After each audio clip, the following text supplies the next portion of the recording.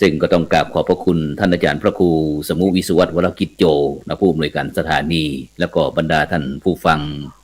ทุกท่านปอุยแม่อุยนะอุบาสกอุบาสิกาทุกท่านนะที่รับฟังตั้งวิทยุนะเพราะว่าในปัจจุบันนี้ที่เรากำลังออกอากาศนี่ก็เป็นทีวีออนไลน์นะที่ตั้งคณะสงฆ์นะพระนักเผยแพร่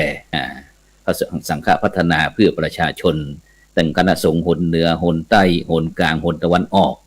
พร้อมถึงพระธรรมทูตสายต่างประเทศนะก็ได้ร่วมกันจัดตั้งทีวีออนไลน์ชื่อว่าช่องทำเป็นทีมนะทำเป็นทีมก็คือไม่ได้ทำเป็นบุคคลทำเป็นหมู่เป็นคณะนะซึ่งก็มีตั้งหลายภาษานะอย่างที่รายการของเรานี่ก็วันศุกร์นั้นก็จะเป็นรายการสังฆพัฒนาเพื่อประชาชนนะตั้งแต่เวลา 20:00 นจนถึง 3:30 นวันเสาร์นั้นก็จะเป็นรายการพระพุทธศาสนา4แผ่นดินนะซึ่งก่อนดำเนินรายการก็โดยมีอาตมาภาพพร้อมถึงคณะแล้วก็วันอาทิตย์คืนวันอาทิตย์นี่ก็ช่วง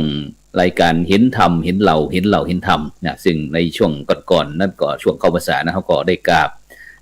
รัตนานิมนต์พระมหาเถระนะบอกว่าจะเป็นท่านอาจารย์พระครูธีรสุตพจน์ท่านอาจารย์พระมหาสง่าดร.สง่าเจ้าอาวาสวัดผาลาดนะเจ้าคณะตำบลสุเทพอำเภอเมืองจังหวัดเชียงใหม่ท่านอาจารย์พระครูวิจิตรธรรมสาธกนะเจ้าคณะอำเภอวังจีนนะเจ้าคณะอำเภอวังจีนจังหวัดแปร่นะท่านอาจารย์พระมหาจิตรการอภิปุญโญนะเจ้าคณะอำเภอภูซางจังหวัดพะเยานะแล้วก็ท่านพระอาจารย์สาธิตธีรปัญโยนะผู้อำนวยการสถาบันธรรมาภิวัตรนะอำเภอแม่เมาะจังหวัดลำปางก็จะหมุนเวียนเปลี่ยนกันไปนะแต่พอออกพรรษาแล้วก็คณะครูบาอาจารย์เขาก็ศาสนากิจจะหนักขึ้นหลังจากนั้นเขาก็กลับมาที่หน่วยอบรมประชาชนประจำตำบลคณะสงฆ์จังหวัดเชียงใหม่ซึ่งบรรดาท่านผู้ฟังทั้งหลายท่านผู้ฟังก็สามารถที่จะรับชมตั้งเฟซทำเป็นทีมเนี่ยนะหรือว่าเฟซ IDTO ทำเป็นทีมสากลนะหรือว่าจะดูฟัง YouTube ทุกนะหรือว่าตั้งขึ้น 104.50 เมกะเฮิรตซ์ของเราวันเดียวนี้ก็เริ่ม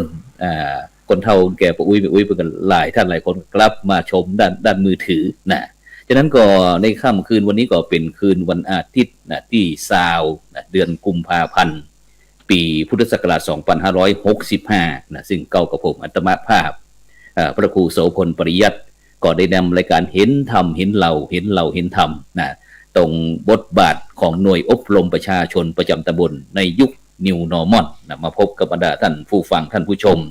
ซึ่งบรรดาท่านผู้ฟังท่านผู้ชมก็สามารถที่จะให้กำลังใจนะด้วยการกดติดตามกดไลค์กดแชร์เพื่อเป็นธรรมทานยิ่งแชร์นักก็ยิ่งได้บุญนักเนี่ยแชร์น้อยก็ได้บุญน้อยนะแล้วก็โดยเฉพาะถ้าเราต้องการที่จะสนทนากับผู้ร่วมรายการของเรานะซึ่งก็จะเป็นพระมหาเถระที่มีความรู้ความสามารถนะมีบทบาทอย่างยิ่งนะที่มาออกรายการของเรานี่นะเขาก็สามารถที่จะส่งข้อความมาทางอินบ็อกซ์นะอินบ็อกซ์แล้วก็เขาก็จะโอนคำถามไปสอบถามเพราะว่าตอนนี้เขาออกอากาศนี่ก็อยู่คนละที่นะคนละที่พ่องก็อยู่ที่อำเภอเมืองนะพ่องก็อยู่ที่อำเภอสารปีนะพ่องก็อยู่ที่อำเภอสันทรายนะบ่ได้มานั่งอยู่ในห้องส่งเหมือนสมัยแต่ก่อนนะฉะนั้นก็บรรดาท่านผู้ฟังก็สามารถที่จะร่วมเป็นบริจาคสาธารณกุศลก็ได้นะชื่อบัญชีนั้นก็อย่างที่ได้มีตัวหนังสือวิ่งด้านล่างนี่นะชื่อว่าบัญชีออมบุญออมธรรมวันละบาททางธนาคารไทยพาณิชย์เลขที่บัญชีนั้นก็145 244700-8ชื่อบัญชีนั้นก็พระไทยธรรมกิจนะพระมหาชาญชัยพรหมประดิษฐ์แล้วก็พระอาจารย์จตุรงค์ชูศรีนะซึ่งทั้งหมดทั้งมวลนี้ก็คือทั้งพาดนักจัดรายการของเฮานะซึ่งก็ดีกรีจิปะทะนะแล้วก็เป็นผู้ที่มีจิตอาสาในการที่จะบางครั้งก็จะทำเป็นแผ่นประชาสัมพันธ์พ่องนะซึ่งภาคของเฮาครูบาอาจารย์เฮานี่ก็ต้องคุมดูผังรายการเองแล้วก็ทำสื่อเองอย่างต่างนี่ก็คือนี่เป็นยุค New Normal นะซึ่งเฮาก็จะได้กราบนิมนต์ประธานหน่วยอบรมประชาชนประจำตำบลในเขตปกครองคณะสงฆ์จังหวัดเชียงใหม่ของเราทยอยออกเรื่อยๆนะอาทิตย์ละ2หน่วยอบรมประชาชนประจำตำบลนะซึ่งก็จะหมุนเวียนเปลี่ยนกันไปนะซึ่งคณะครูบาอาจารย์ที่พร้อมนะเขาก็จะกราบนิมนต์มาออกรายการของเราเพื่อที่จะได้หันบทบาทของเปิ้นเพราะว่าโดยเฉพาะหน่วยอบรมประชาชนประจำตำบลเนี่ยบรรดาท่านผู้ฟังทุกท่านนะหลายท่านหลายคนก็อาจจะงงอยู่ปตมันใกล้เคียงกับอบตนะถ้าอบตที่ภายบ้านเมืองเปิดห้องว่าองค์การบริหารส่วนตำบล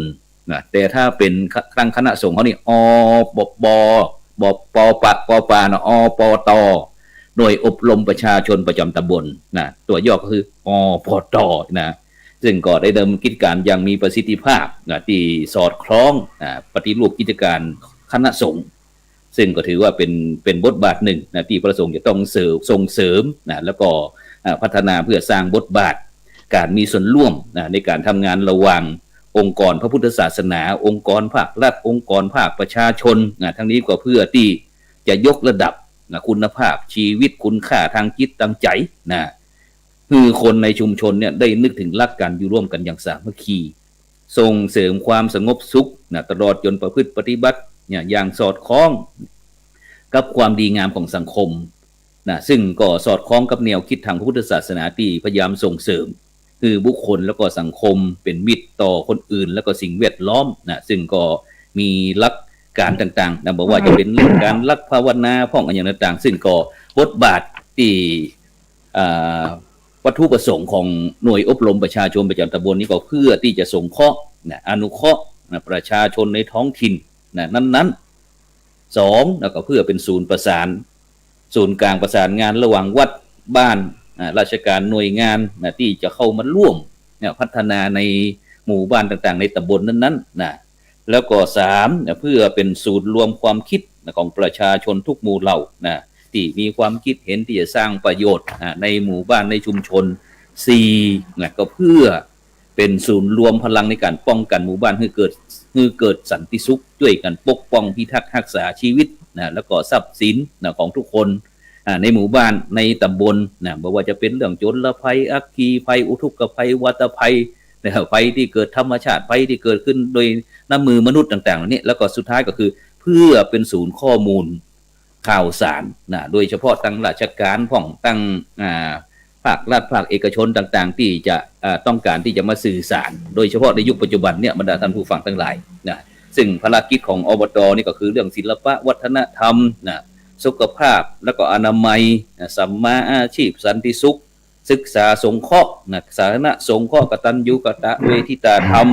แล้วสุดท้ายก็คือเรื่องความสามัคคีธรรมฉะนั้นวันนี้แน่นอนบรรดาท่านผู้ฟังทั้งหลายเฮาได้กราบปรารถนาพระมหาเถระนะของแต่ละอำเภอมาร่วมกันวันนี้ก็ได้รับความเมตตาจากรูปแรกนั้นก็จะเป็นท่านอาจารย์พระมหาพิวัตรนะครับกันตะศรีโลนะครับเจ้าประธานหน่วยอบรมประชาชนประจำตำบลชมพูนะครับเจ้าวัดทุ่งขี้เสือนะครับตำบลชมพูอำเภอสารพีจังหวัดเชียงใหม่นมัสการครับท่านอาจารย์มหาครับผมครับผมครับนมัสการครับกับนิมนต์ทักทายกับบรรดาท่านผู้ฟังท่านผู้ชมนะครับคณะครูบาอาจารย์นะครับเด็กละอ่อนที่ติดตามเฮาถึงทีวีออนไลน์แล้วก็วิทยุด้วยครับครับตุกของละอ่อนพอให้กินขนมตุกของขโยมเพราะโดนตุลุงด่าตุกของแม่ก้ารับเด็กลูกเจ้าตุกของขี้เหล้าดวงจะตาเฮงซวยตุกของคนรวยพบวกานับสตังตุกของแม่มารขี้ปุ่มใหญ่อึ้งหึ่งตุกของคนสึงตึงสติสตังบะเต็มบาทตุกของเจ้าอาวาสกินแกงผักกาดตึงวันตุกของผู้ใหญ่บ้านกำนันต้องรอเงินผันจากรัฐบาลตุกของป้อนน้อยป้อนหนานเถียงเมียบะแป้ตุกของคนเฒ่าคนแก่ลูกหลานใจบะยืดยาวตุกของคนหนุ่มสาวต้องนอนหนาวอยู่เดียวดายตุกของแม่ไม้พ่อยาขาดสามีตุกของแม่ชีหนีความชอกช้ำหัวใจตุกของครูใหญ่ครูน้อยมย่อมโมโหตุกของเจ้ามือไฮโลมานั่งเขย่าลูกเต๋าตุกของผู้รับเหมาลูกน้องทำงานเสียตุกของแม่เมียไปเปี่ยวลูกเขยทำงานจ้า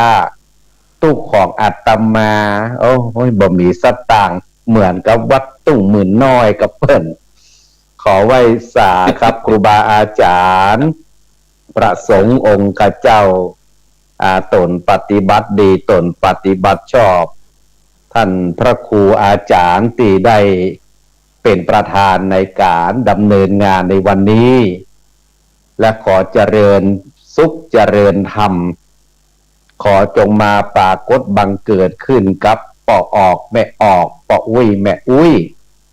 นักศีลนักบุญต่างหลายครับ ที่ได้ติดตามรายการของหลวงพ่อท่านพระครูอาจารย์ที่ได้ดำเนินรายการมาหลายช่วงระยะเวลาที่ผ่านมาวันนี้นั่นอาตมาภาพพระมหาอภิวัตกันตสีโลเจ้าอาวาสวัดทุ่งขี้เสือตำบลชมพูอำเภอสารปีจังหวัดเชียงใหม่ประธานหน่วยอบรมประชาชนประจำตำบลชมพูหัวหน้าพระวิทยากรคณะสงฆ์อำเภอสารปีหัวหน้าประชาสัมพันธ์คณะสงฆ์อำเภอสารปีได้รับเมตตาจากท่านพระครูอาจารย์ได้เป็นพระวิทยากรหรือว่าเป็นตัวแทนของหน่วยอบรมประชาชนประจำตำบลชมพูในวันนี้ได้นำรายการมาพบปะก็จะได้เรื่องราวของการบริหารงานแต่ก่อนนั้นท่านอาจารย์เพิ่นจะในช่วงไหนยังบอกหูเตื้อตอนนี้คือแนะนำให้หูจักก่อนเนาะครับผมครับครับก็ฝากไว้เนอะศรัทธาญาติโยมถ้าผู้พอออกไม่ออกติดตามรายการถ้าสนใจท่านจะร่วมทำบุญเนาะแต่ท่านพระครูอาจารย์ได้บอกไปเพื่อเป็นการอุปถัมภ์พระผู้ทำงานเพื่อกับเป็นการอุปถัมภ์พระศาสนาไปตัวก็ฝากเนอะเดี๋ยวค่อยพบกันต่อไปในช่วงต่อไปนะครับเจริญพรครับสาธุครับผมซึ่งท่านอาจารย์พระมหาวิวัฒน์ขอได้แนะนำตัวนะได้เพราะว่าเป็นบอกครั้งแรกที่เขาได้มาออกทีวีออนไลน์นะซึ่งก็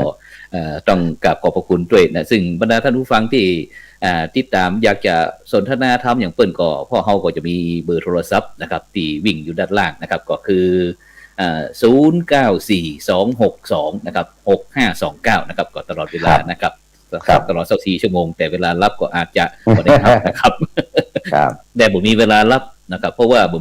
ใครมีเวลาพักผ่อนเพราะเปิ้นเป็น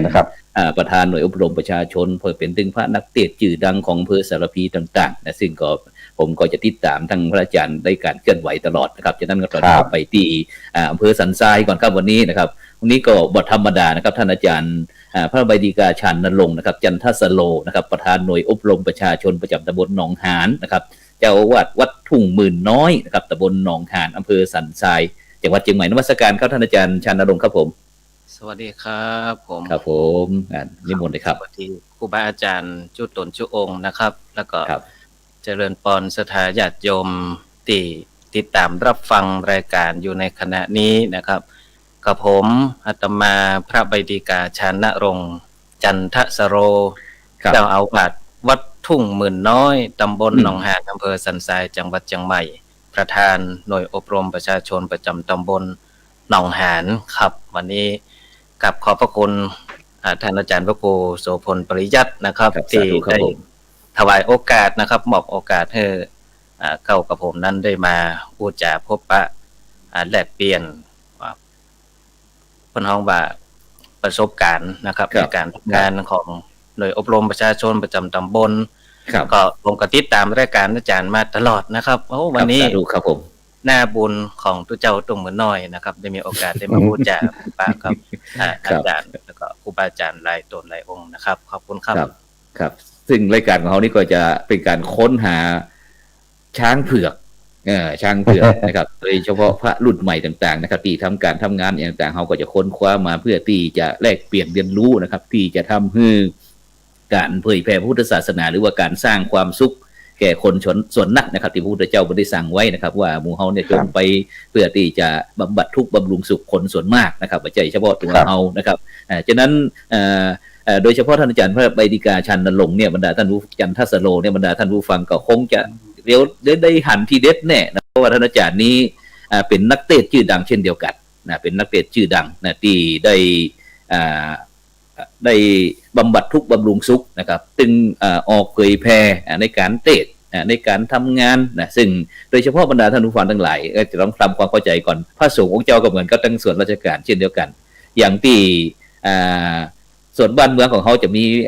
ถ้าตำบลในการปกครองก็จะมีพ่อกำนันนี่นะพ่อกำนันฝ่ายปกครอง แต่ถ้าฝ่ายบริหารนี่ก็จะมีนายกองค์การบริหารส่วนตำบลหรือว่านายกเทศมนตรีต่างๆเหล่านี้คณะสงฆ์ก็เช่นเดียวกันถ้าหลวงพ่อเจ้าคณะตำบลก็จะดูแลเรื่องฝ่ายปกครองแต่ถ้าด้านบริหารจัดการต่างๆนี่ก็ในการ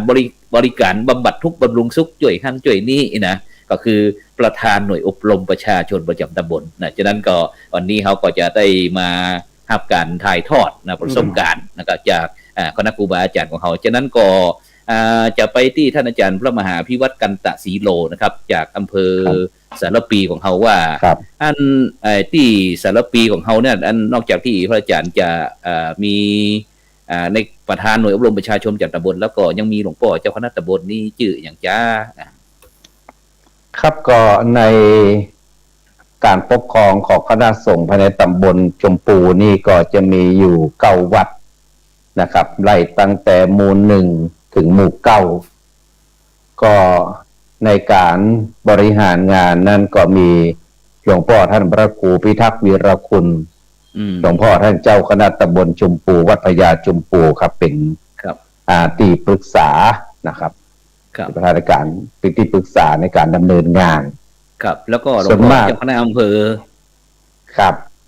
ท่านหลวงพ่อเจ้าคณะอำเภอหลวงพ่อพระครูสาธรกิจโกศลครับซึ่งถือว่าเป็นพระมหาเถระได้ให้โอกาสนะแล้วก็มีการที่จะให้กำลังใจกับการทำงานของพระสงฆ์ตัวครับผมอย่างผมนี่ได้เข้ามาช่วยเหลือกิจการงานของคณะสงฆ์อำเภอสารปีนี่หลวงพ่อก็ได้ตั้งอยู่ในตำแหน่งเป็นหัวหน้าพระวิทยากรนะครับแล้วก็เป็นหัวหน้าประชาสัมพันธ์คณะสงฆ์เป็นหัวหน้าครูพระเผยแผ่ศีลธรรมประจำอำเภอสารปีตัวเองครับผมซึ่งก็มีงานอย่างหลวงพ่อก็ได้ให้โอกาสแล้วก็มีการตอนนี้ก็คือที่ล่าสุดมาประเด็นก็คือจัดให้มีการเทศน์ส่งธรรมะกำลังสร้างครับผมอีกแนวทางหนึ่งที่เป็นการที่จะขับเคลื่อนพระพุทธศาสนาแล้วก็คือสร้างบุคลากรที่ได้อำเภอนะคือจะได้เด่นขึ้นมานะครับเพราะว่าในตัวเมืองเชียงใหม่ก็มีหลายกู้เนาะครับที่เป็นพระนักเทศน์ส่งธรรมะแต่อำเภอสารปีก็ยังขาดแคลนอยู่แต่นี้หลวงพ่อก็ได้สร้างมาดังนั้นภายในอำเภอสารปีนี่ก็ถือว่ามีพระที่เป็นทรัพยากรบุคคลที่สำคัญมีด็อกเตอร์หลายรูปนะครับท่านอาจารย์ครับสาธุครูครับมีด็อกเตอร์หลายรูปมากเลยครับดังนั้นก็ถือว่าการที่เราได้ให้โอกาสได้ชาติได้แบบให้ฉายแววออกมาเนี่ยมันก็เป็นกำลังใจอย่างหนึ่งครับผมทำให้เราได้อุทิศเพื่อพุทธศาสนาแล้วก็มีใจรักมากขึ้นครับคือสำคัญคือกำลังใจนะครับพระครูครับผมครับอย่างวันเนี้ยท่านพระครูนิมนต์ผมเนี่ยผมก็บ่กึศบ่ฝันเลยว่าหลวงพ่อพระครูจะนิมนต์พระบ้านนอกกับพระแบบโนเนงไงนะบ่เหมือนตุ้มบุญน้อยหรอตุ้มบุญน้อยถ้าวันนี้ถ้าเปิ้นบ่ฮับนิมนต์วันนี้เปิ้นคงไปเทศน์ที่ไหนบ่ฮู้เนาะการเทศน์ 3-4 ปันก็ได้แล้วนะวันนี้ต้องชดเชยท่านพระครูต้องชดเชยเนอะพระครูตุ้มบุญน้อยนี่นะครับอาจารย์มหาครับอันฉะนั้นเมื่อที่อาจารย์ได้รับแต่งตั้งเป็นประธานหน่วยอบรมประชาชนประจำตำบลซึ่งถือว่าเป็นผู้ที่ดูแลบำบัดทุกข์บำรุงสุขตึงพระสงฆ์องค์เจ้าตึงคณะศรัทธาญาติโยมในตำบลมันก็บ่ใช่น้อยๆนะครับ9 วัดนี่นะอาจารย์ได้รับนโยบายหรือว่าได้มีการประพฤติปฏิบัติในขั้นตอนการทำงานของประธานหน่วยอบรมมีการประสานงานกันจะได้ครับมีเครือข่ายภาคีเครือข่ายอย่างที่ได้พ้องเข้าในการทำงานของเขาที่หน่วยอบรมประชาชนประจำตำบลชมพูเนี่ยครับอำเภอสารปีเนี่ยครับเนี่ยจะมีขั้นตอนคือก่อนอื่นต้องอู้ถึงบริบทของอำเภอสารปีก่อนนะครับว่าครับอำเภอสารปีเนี่ยเป็นอำเภอที่การประชุมคณะสงฆ์เนี่ยจะบ่มีความขัดแย้งนะครับท่านครูคือรับคำบัญชามาคือมีความเคารพครับในภาคผู้ใหญ่ครับดังนั้นการดำเนินงานนี่ก็คือเพื่อจะให้โอกาสกับโดยอบรมประชาชนประจำตำบลว่างานอะไรอย่างที่ทำได้ก็คือทำและจะมีการควบคุมแห่งทีนึงก็คืออบครับของอำเภอนะครับครับหน่วยอบรมประชาชนประจำอำเภอครับอำเภอนี่จะคุมแห่งทีนึงดังนั้นเมื่อแต่ละหน่วยอบรมประชาชนประจำตำบลแต่ละตำบลเนี่ยทำผลงานในอย่างบ้อง อืม ก็ต้องส่งผลงานนั้นไปหาอปอ อืม อปอและทีมงานก็จะมีเลขาเจ้าคณะอำเภอ ครับ เลขารองเจ้าคณะอำเภอ ครับ แล้วก็มีผู้ช่วยเลขารองเจ้าคณะอำเภอได้รวบรวมหนังสือรวบรวมเอกสารเหล่านั้น เพื่อที่จะนำเสนอผลงานของระดับอปอต่อไป โอ้ครับสาธุครับผม ครับดังนั้นงานของคณะสงฆ์อำเภอสารปีเนี่ยพูดถึงว่าในชุมชนแต่ละตำบลเนี่ย ครับ ดังจะเป็นงานที่เราจะมีส่วนร่วมครับผม มีส่วนร่วมของอำเภอ ครับผม อย่างสมมติว่าอำเภอมีโครงการวัดช่วยวัดครับแล้ววัดช่วยบ้าน แต่ผลงานที่ดีเด่น อาจารย์ช่วยปั๊บจอนิดหนึ่งครับผมตอนนี้หันอาจารย์เกินเดียวครับผมสุดท้ายจะได้จับหน้าเลยครับผม กล้องไทยเลือดเท่ากล้องไทยใช่ได้ซื้อใหม่ได้ได้ซื้อ iPhone นี่ก็ไอโฟนก็เปิดตอนนี้นะ เอาเครื่องต่อหน่อยพระครูโสพลนิดนึง ก็ กับที่มนต์ต่อ การทำงานของแต่ละหน่วยเนี่ยคือบางครั้งนี่มันอย่างว่าเนาะบริบทแต่ละตีเนี่ยคือมันจะแคบเพราะว่าเราบ่ได้มีพื้นที่ที่ห่างไกลกันอำเภอสารปีนี่จะเป็นอำเภอที่อยู่ในกระจุกเล็กๆอยู่เพราะฉะนั้นการทำงานทั่วไปเนี่ยเขาจะอิงอาศัยของอปอครับผมอย่างสมมุติว่าอปอเพิ่งมีโครงการวัดช่วยวัดวัดช่วยบ้านและมีโครงการธรรมสัญจรที่เด่นๆนะครับครับผมพระอบตนี่ก็จะไปร่วมกันทำร่วมกันมีส่วนในส่วนทำแล้วก็เอาผลงานตรงนี้นะแต่ว่าในส่วนของผมเนี่ยที่ผมดำเนินการทุกวันนี้อยู่นะครับในส่วนของตำบล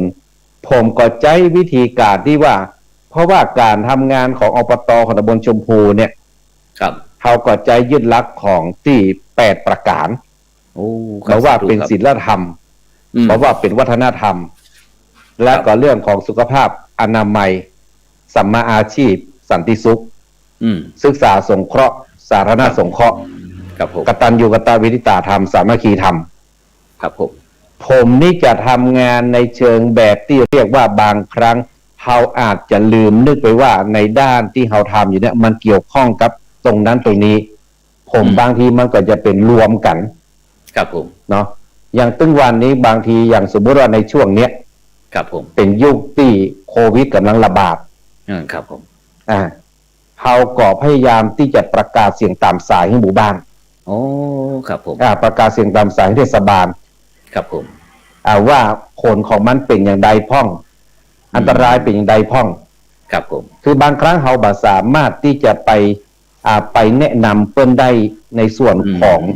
รวมทั่วไปแต่เราใจเครื่องเสียงทางเทศบาลครับผมในเรื่องของอาการอย่างอื่นๆก็เหมือนกันเขาก็อาศัยว่าเวลาเขาไปเต้นไปเต้นเมื่อค่ำเมื่อคืนเนาะครับผมผมก็ใจซื้อตรงนี้แล้วเขาเก็บภาพเองมันก็เป็นผลงานของเขาครับในส่วนนี้คือมันมีหลายสิ่งหลายอย่างอย่างสมมุติว่าบางทีเพิ่นโดนกักตัวชาวบ้านเพิ่นโดนกักตัวผมก็ต้องเอาไข่ประกาศทาง Facebook เอาน้ำเอาไข่เอาอาหารไปแจกให้เพิ่นครับผมแล้วเขาก็เก็บภาพตรงนี้มาเป็นผลงานครับดังนั้นถ้าเราบางสิ่งบางอย่างนี่มันก็เป็นสิ่งที่เราอยากต้องตอบโจทย์คือชาวบ้านเขาบางเรื่องครับผมเพราะว่าเขาถือว่าหน่วยอบตหน่วยอบรมประชาชนประจำตำบลเนี่ยเมื่อมันอยู่ที่วัดแล้ววัดก็เป็นศูนย์กลางแห่งการที่เขาจะช่วยเหลือคนอื่นสังคมชุมชนครับผมแต่มันติดอยู่ตรงที่ว่าบางครั้งเนี่ยเราบ่ได้ทำงานในเฉพาะในเขตของร่วมกับหน่วยงานอื่นๆครับมันขาดตรงนี้เขาก็ทำงานแบบกลุ่มไผ่กลุ่มมันอย่างผมก็ทำเองเนาะโชว์เองทำเองหาเองมันก็เป็นสิ่งที่บางครั้งบางเตื้อเขาก็ขาดกำลังใจบางเตื้อเขาก็ขาดอย่างสิ่งที่มันจะทำให้เขาบางครั้งเขาก็ท้อแต่ว่าเขาคิดว่ามันเป็นหน้าที่ของเขาครับอย่างที่ท่านบอกอย่างท่านอาจารย์ครับอย่างอาจารย์มหาครับอย่างภาคีเครือข่ายของเขาอย่างตรงที่ชมพูนี่เขาเป็นเทศบาลก็หรือว่าเป็นอบตเป็นเทศบาลครับครับท่านนายกเปิ้นหรือว่าตั้งชุมชนอย่างต่างๆนี่เปิ้นมีการส่วนร่วมในการสนับสนุนของหน่วยอบรมประชาชนประจำตำบลเขาจะได้พ้องครับถ้าในหน่วยงานของเทศบาลที่บอกให้มีครับนอกจากเขาจะไปช่วยเปิ้นนะครู อืมครับอย่างสมมุติว่าที่โรงพยาบาลบวรสารปีที่ครูบาเจ้าน้อยเตชะปัญโยท่านสร้างนะครับครับอืมเปิ้นได้เป็นโรงพยาบาลสนามเนาะครับตรงนี้เราก็คือเอาน้ำเอาอย่างเวลาเปิ้นต้องการอย่างเปิ้นก็ไลน์มาบอกว่าต้องการนั่นเนี่ยเราก็ไปช่วยเปิ้นครับผมคือบัดเดียวนี้เราจะไปหวังจากหน่วยงานข้าราชการนี่เราก็รู้กันอยู่ว่ามันโดนตัดงบมันโดนอย่างสิ่งหลายอย่างครับอาศัยของบทบาทของเรานะอาศัยของพระสงฆ์เนี่ยถ้าเราทำแต่นะเปิ้นช่วยแต่นะพระครูครับผมถ้าเราญาติแต่นะอย่างผมนี่เมื่อเริ่มต้นโควิดมานี่ผมสร้างโรงทานที่วัดเลยนะเป็น10 กว่าวันครับสาธุเขาต้องหาเองหาทุนทรัพย์เองหาอะไรอย่างปัจจัยเองครับเนาะแล้วสิ่งเหล่านี้ก็คือเราก็มารวมถึงว่าสิ่งที่เราทำได้เราก็ทำไปครับแล้วยังชุมชนที่อย่างอสมอย่างนี้ครับในสถานการณ์ที่ว่าเกิดโรคโควิดระบาดต่างๆนี่เพราะว่าอันสารปีของเขานี่จะเป็นที่หลากหลายนะครับเนาะพี่น้องที่คนอาศัยนะเพราะมันใกล้เมืองครับทั้งอสมหรือว่าพระกีฬานุปถากอย่างนี้ครับอาจารย์มีก็ครับมีครับอสมนี่ส่วนมากแล้วเปิ้นก็เป็นแค่ว่าไปสำรวจแล้วก็ไปดูว่าในชุมชนนั้นเป็นอย่างไรเพราะถ้ามันมีติดหนึ่งก็ปลากับเดือดร้อนหน่อยนึงนะแล้วก็เปิ้นก็คล้ายๆว่าในการทำงานของเปิ้นก็เป็นหน่วยงานของเปิ้นเนาะครับผมเป็นงานหนึ่งของเปิ้นนอกจากว่าเปิ้นจะเดือดร้อนเปิ้นต้องการเป็นยุคเป็นยาเปิ้นต้องการบางสิ่งบางอย่างเปิ้นก็คือเฮาไปร่วมตัวแล้วก็เอาของไปบริจาคให้เปิ้นตัวอย่างหมู่บ้านบางที่เปิ้นกักตัวเนาะครับเปิ้นก็มาแจ้งข่าวก็หรือบางทีบ้านที่เปิ้นคนยากคนจนคนเปิ้นลำบากครับเปิ้นก็มาบอกคือผมเอกครับผมเขาก็นำไปครับแต่ในส่วนของก็ถือว่าเป็นไปด้วยดีนะครับหน่วยงานหน่วยอบรมประชาชนประจำตำบลเขาก็เป็นที่น่าพอใจก็ครับน่าพอใจคือแต่ว่ามันต้องเสียสละครับท่านผู้ครับเขาจะไปหวังว่ากำลังคนก็จะมาช่วยหรือว่าองค์กรน่าจะมาช่วยนี่บ่มีครับบ่มีเขาต้องควักกระเป๋าเองต้องทำเองครับผมแล้วต้องสู้ต้องอดทนครับผมนะครับครับสาธุครับผมครับผมตอนนี้นี่ก็คือเหตุการณ์ในที่หน่วยอบรมประชาชนนะครับประจำตำบลนะครับที่ท่านจันทร์พระมหาพิวัตรกันตศรีโลนะครับประธานหน่วยอบรมประชาชนประจำตำบลจมปูนะครับที่ได้สะท้อนในการทำงานของพระอาจารย์ความถึงหน่วยงานทีมงานต่างๆนะครับที่ได้สะท้อนให้กับบรรดาท่านผู้ฟังท่านผู้ชมได้ฟังตอนนี้เราไปฟังที่สันทรายครับไปที่สันทรายครับท่านอาจารย์พระใบดิกาชาญณรงค์นะครับจันทสโลนะครับประธานหน่วยอบรมประชาชนประจำตำบลหนองหานวัดทุ่งหมื่นน้อยนะครับอำเภอสันทรายจังหวัดเชียงใหม่ของเขาครับอนุนิมนต์ครับท่านอาจารย์ครับเป็นจะได้พ้องเฮาได้ยินท่านอาจารย์พระมหาอภิวัตรกันตศรีโลนะครับประธานหน่วยที่จมปูนะคนได้อู้นะครับเรื่องการบริหารงานจัดการงานของเขาแล้วย้อนมาที่หนองหานของเขาท่านครับท่านอาจารย์ในฐานะที่เป็นประธานหน่วยอบรมประชาชนประจำตำบลมีวิธีการอย่างไรครับนิมนต์ครับครับผมขอบคุณครับอันสำหรับหน่วยของตำบลหนองหานนะวันนี้ครับโดยมีหลวงพ่อท่านพระครูโกศลธรรมวิจัยนะครับเป็นเจ้าคณะอำเภอสันทรายแล้วก็รองถึง2 ตนซึ่งหมายมีหลวงพ่อท่านพระครูพิพัฒน์ศิลสังวรรองเจ้าคณะอำเภอสันทรายนี่ฝ่ายเผยแพร่โดยตรงนะครับกับหลวงพ่อท่านพระครูสถาพรพิพัฒน์นี่รองเจ้าคณะอำเภอสันทรายวัดมังครก็เป็นไปสาธารณูปการแต่หลวงพ่อท่านพระครูพิพัฒน์ศิลสังวรนี่ฝ่ายเผยแพร่โดยตรงนะครับครับผมโดยเฉพาะแล้วหน่วยอบรมประชาชนตำบลหนองหานตั้งแต่ผมเข้ามาร่วมโดยช่วยกันช่วยงานครูบาอาจารย์มาเป็นประธานหน่วยอบรมนี่ก็เปิ้นปูพื้นฐานมาดีครับตั้งแต่ประธานตนก่อนๆครับใครพระอาจารย์ชื่ออย่างครับที่ประธานหน่วยอบรมเขารุ่นก่อนครับได้เจออันเชิดยกย่องไปสักหน่อยครับที่ได้ยังกับพื้นฐานของเขาท่านอาจารย์พระครูครับท่านพระครูสังฆลักษณ์รุ่งโรจน์ชินวโรครับครับผมตอนนั้นเพิ่นอยู่วัดประบงเพิ่นเป็นประธานก่อนผมก่อนจะมาถึงผมเนาะครับผมครับมันก็ปูพื้นฐานมาแล้วก็เรื่องตอนนั้นเพิ่นจะมีหน่วยจักสานอยู่ในหมู่บ้านของเพิ่น แล้วก็จะเอาจักสานวะนะเอามาถือว่าเป็นสร้างอาชีพให้กับเจ้าบ้านนะครับ ครับ แต่หลังจากนั้นมาเมื่อผมมาเป็นประธานโดยกรมประชาชนประจำตำบลแล้วนี่ ครับ ก็คนละแนว คนละแนวเพราะว่าความถนัดของแต่ละตนบ่เหมือนกัน ครับผม เฮาก็ดึงเอาความสามารถของเฮา ครับ มาใช้ให้เป็นประโยชน์นะครับ ครับผม ก็อู้กับครูบาอาจารย์ในตำบลโดยมีหลวงพ่อท่านพระครูศรีปัญญาวุฒิเป็นเจ้าคณะตำบลหนองหานแล้วก็พร้อมกับเจ้าวาดทุกวัดในเขตตำบลก็เมื่อมีการประชุมปรึกษาหารือกันว่าบัดเดี๋ยวนี้หน่วยอปตมาอยู่ที่วัดทุ่งหมื่นน้อยผมก็เป็นประธานโดยปริยาย ครับ และจะเนี่ยอย่างใดให้หน่วยอบรมประชาชนประจำตำบลหนองหานของเฮานี่มีประโยชน์มีผลงานแล้วก็เป็นที่เปิ้งแป้อาศัยของศรัทธาเจ้าบ้านในชุมชนทุกชุมชนในตำบลครับผมแล้วก็ดึงเอาความสามารถของผมมาเพราะว่าส่วนมากแล้วถ้าหน่วยอบรมประชาชนอยู่วัดใดวัดนั้นก็จะต้องมีบทบาทนักหรือเปิ้นน้อยเพราะว่าเป็นเจ้าของสถานที่ผมก็เลยปรึกษาหารือกับครูบาอาจารย์ว่าเอาเพื่อมีการจัดอบรมสอนเทศธรรม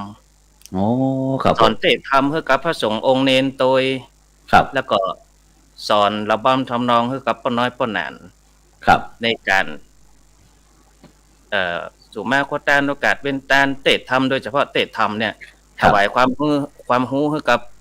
พระสงฆ์องค์เนนในช่วงการศึกษาก็เริ่มตั้งแต่ปี2559ครับครับผม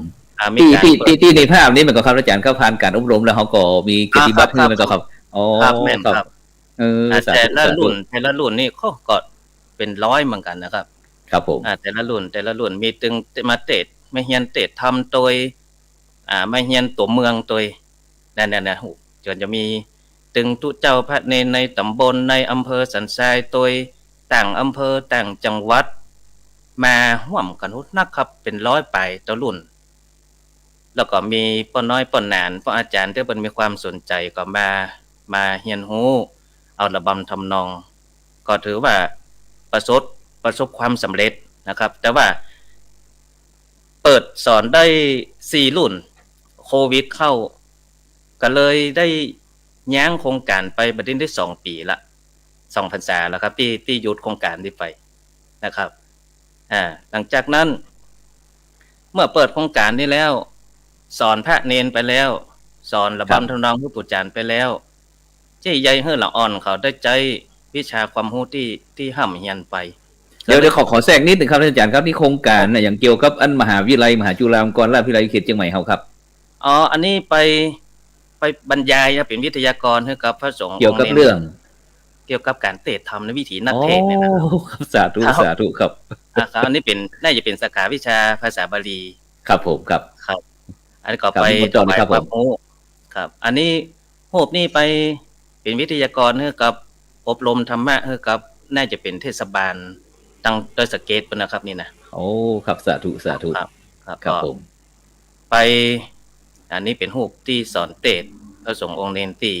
เทศนี้อันเป็นทำนองคำเมืองเนาะครับเป็นหรือว่ามหาจารย์ที่เราเน้นลูกเน้นเทศอยู่เนี้ยปูเป็นทำเมืองให้ก่อนครับเทศทำหมู่วัดทำเมืองธรรมดาทำหมู่วัดเนาะแล้วที่อีกก่อนเนาะครับสาธุครับปูพื้นฐานให้ละอ่อนโมดแล้วบ่ครับพอไปได้แล้วก็ถึงจะไปมหาจารย์ข้างหน้าจะไปเรียนตัวข้างหน้าจะไปเรียนตัวได้อยู่เนาะเนี่ยดูโยมคนเนี้ยเพิ่นตั้งใจขนาดนักเลยอาจารย์เนาะครับอันนี้ลูกจังไฮมานะครับนานครับลูกจังไฮมาอันนี้ของคนอยู่แห่งดงอันนี้ก็เป็นรูปที่ไปเทศเป็นตัวแทนของภาคเหนือไปเทศมหาจารย์4ภาคที่วัดยานนาวาครับนี่หมายความว่าพระอาจารย์นี้ทุกวันนี้ต้องเป็นนักเทศมหาจารย์ของเฮาระดับแนวหน้าของเมืองเชียงใหม่แน่นอนมันก่อนอันเจอสำนักพระอาจารย์จะเทศกันอย่างครับผมเ เทศกันมาที่กันกุมารเนี่ยครับก็ได้อยู่ ครับ เสียงมา เผื่ จา อกอันเดียวอันขอแซมเปิลสักหน่อยเถอะเผื่อที่อันสถาญาติโยมจะได้นึกถึงว่า โอ้ตัวนี้มาแล้วอีกนะครับเอาใส่เซกาบันทีสักอันเกิงนาทีได้สักหน่อยก่อน เข้า เนาะ เดี๋ยว เอาสักหน่อยหนึ่งเนาะ พอเป็น ครับ ตัวอย่างนะครับเนาะ ครับผมครับ อันนี้ก็ขอโอกาสเวลากับครูบาอาจารย์ครับท่านผู้ฟังทั้งหลายนะครับเนาะว่าจะได้สาธิตเกี่ยวกับการเทศธรรมอย่างที่บอกไว้เดี๋ยวก็มีการเทศธรรมแบบธรรมวัด